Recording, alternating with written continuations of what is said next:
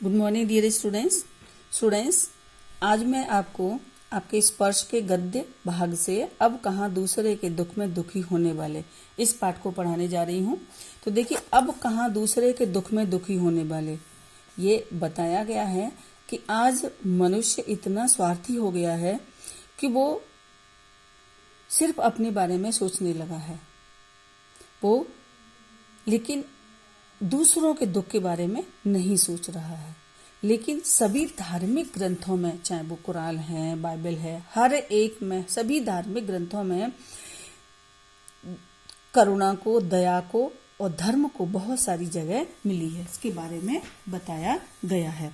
ये कुछ उदाहरणों के माध्यम से हम आपको बताते हैं कि पहले मनुष्य कितना मनुष्य के बारे में ही नहीं बल्कि पशु पक्षियों के बारे में भी सोचता था, लेकिन आज मनुष्य ऐसा नहीं सोचता है।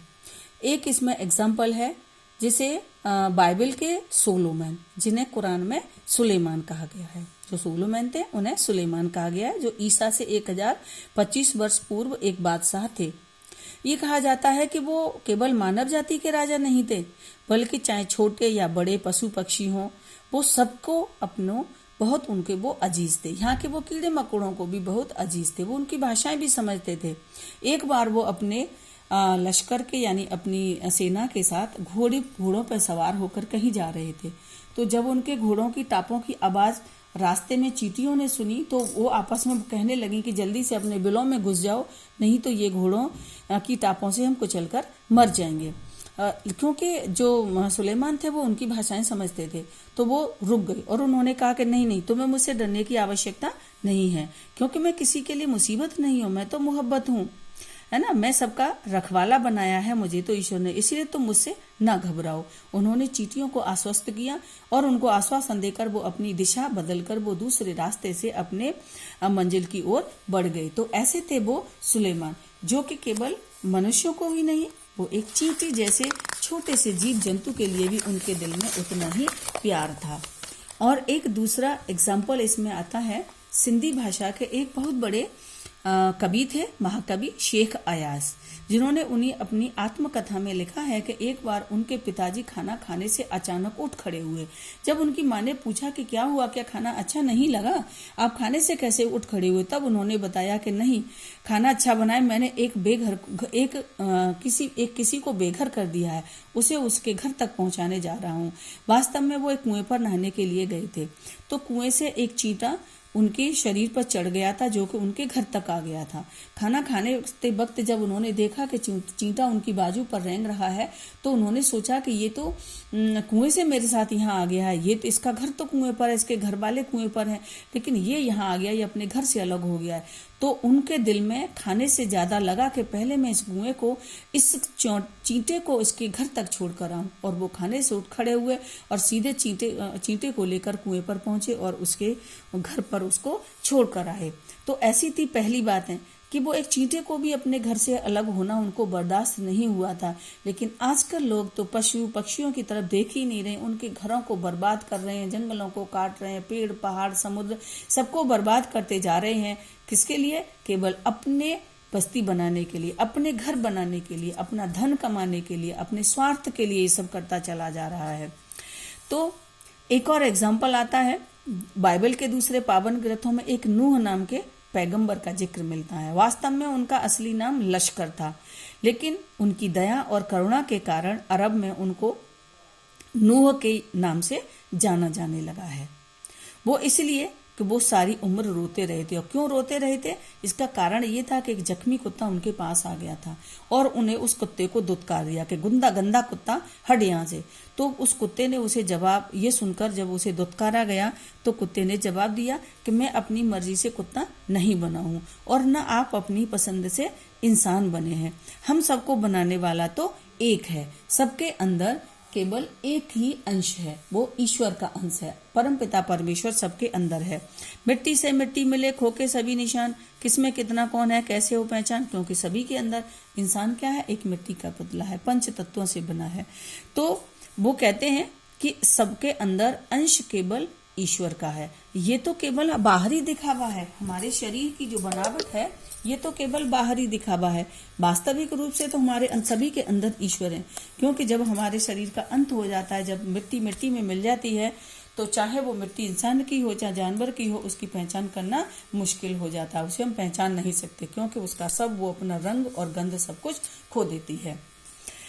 नूह ने जब उसकी बात सुनी तो वो बहुत दुखी हुए और पूरी रात रोते रहे। और महाभारत में भी एक ऐसा जिक्र आता है कि युधिष्ठिर अपने चारों भाई और पत्नी के साथ सदेह स्वर्ग जाने के लिए तैयार हुए और वो जाने लगे, स्वर्ग गए थे। तो रास्ते में एक एक करके धीरे धीरे उनकी पत्नी, फिर उनके सभी भाई उनका साथ छोड़ते चले गए। सभी एक एक करके रास्ते में ही खत्म होते चले गए, लेकिन एक कुत्ता अंत तक उनके साथ रहा था। जब वो एकांत हो गया था, केवल वो अकेले रह गए, तो केवल एक कुत्ता ही था जो उनके साथ था। तो इस चीज का भी उन्हें बहुत दुख था कि कुत्ते ने युधिष्ठिर जैसे धर्मात्मा का साथ दिया था और आज कुत्ते को मैंने दुत्कार दिया है। अब इसमें बात आती है धरती की। धरती कहाँ से बनी, कैसे बनी, इसकी यात्रा कहाँ से शुरू हुई, पहला बिंदु क्या था, इसके विज्ञान और धर्म सब अपने अपने हिसाब से इसका उत्तर देते हैं। विज्ञान अपनी तरफ से देता है, धार्मिक ग्रंथ अपनी तरफ से इसका जवाब देते हैं। लेकिन इसका प्रश्न जानना, आंसर जानना ये इतना जरूरी नहीं है। जरूरी ये है कि इस धरती चाहे कैसी भी अस्तित्व में आई हो, कैसे भी बनी हो, लेकिन इस पर सबकी हिस्सेदारी बराबर की है। चाहे वो पशु हो, पक्षी हो, मानव हो, पहाड़ हो, पर्वत हो, नदियां हो, समुद्र हो, सबका बराबर बराबर का हिस्सा है। लेकिन मनुष्य ने क्या किया है, मनुष्य ने इसको टुकड़ों में बांट दिया, हिस्सेदारी कर दी है। क्योंकि पहले बड़े बड़े घरों में कई कई पीढ़ियों के लोग एक ही घर में रहा करते थे, लेकिन आज ऐसा नहीं है। आज एक घर में 2 भाई हैं तो दोनों के अलग अलग मकान है, 4 हैं तो 4 के अलग अलग मकान है। पहले एक ही घर में 4-4, 3-3, 4-4 पीढ़ियों के लोग, दादे परदादे, उनके नाती पोते सब एक ही घर में रहा करते थे।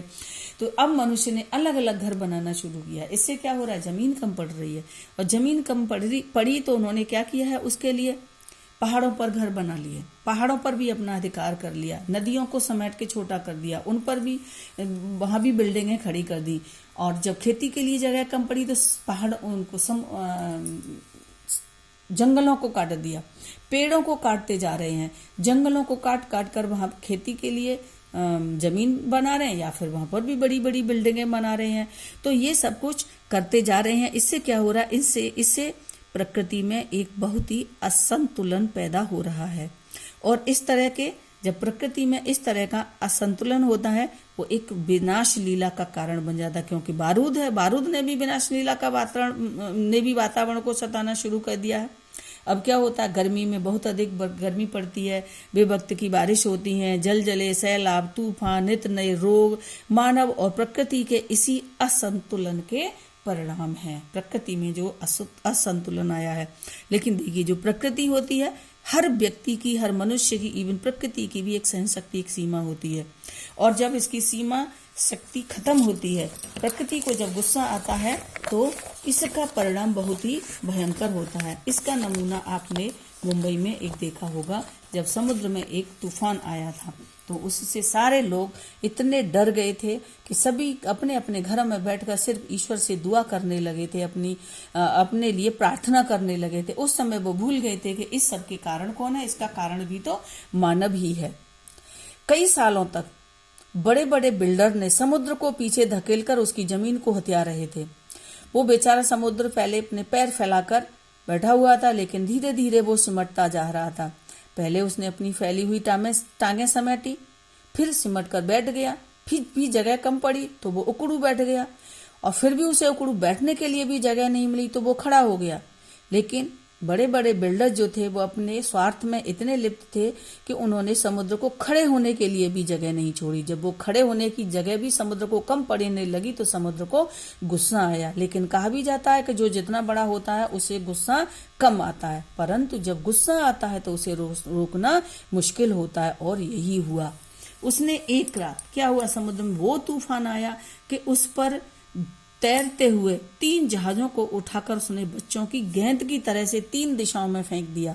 एक बरली के समुद्र के किनारे पर जा गिरा, दूसरा बांद्रा के काटर रोड के सामने औंधे मुंह पड़ा, और तीसरा गेटवे ऑफ इंडिया पर टूट फूट कर सैलानियों का, यानी घूमने वाले यात्रियों का नजारा बना।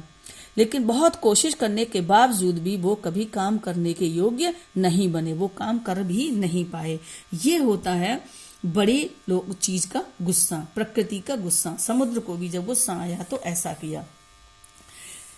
तो लेखक की माँ कहती हैं तो इस तरह से हमें कभी भी प्रकृति में के साथ छेड़छाड़ नहीं करना चाहिए, क्योंकि यदि हम प्रकृति के साथ छेड़छाड़ करते हैं तो इसका परिणाम इसी तरह से भयंकर होता है। लेकिन अभी भी यदि मनुष्य ने इसको रोका नहीं, इस प्रकृति के से छेड़छाड़ को रोका नहीं, तो इसका परिणाम और भी भयंकर हो सकता है। ऐसा हो उससे पहले ही मनुष्य को समझ जाना चाहिए, क्योंकि लेखक यहाँ बताते हैं कि उनकी माँ कहती थी कि सूरज ढले आंगन के पेड़ों से पत्ते मत तोड़ो, पेड़ रोएंगे, क्योंकि वो समझती थी कि पेड़ों में भी जीवन होता है, पेड़ों को भी दुख होता है, कष्ट होता है।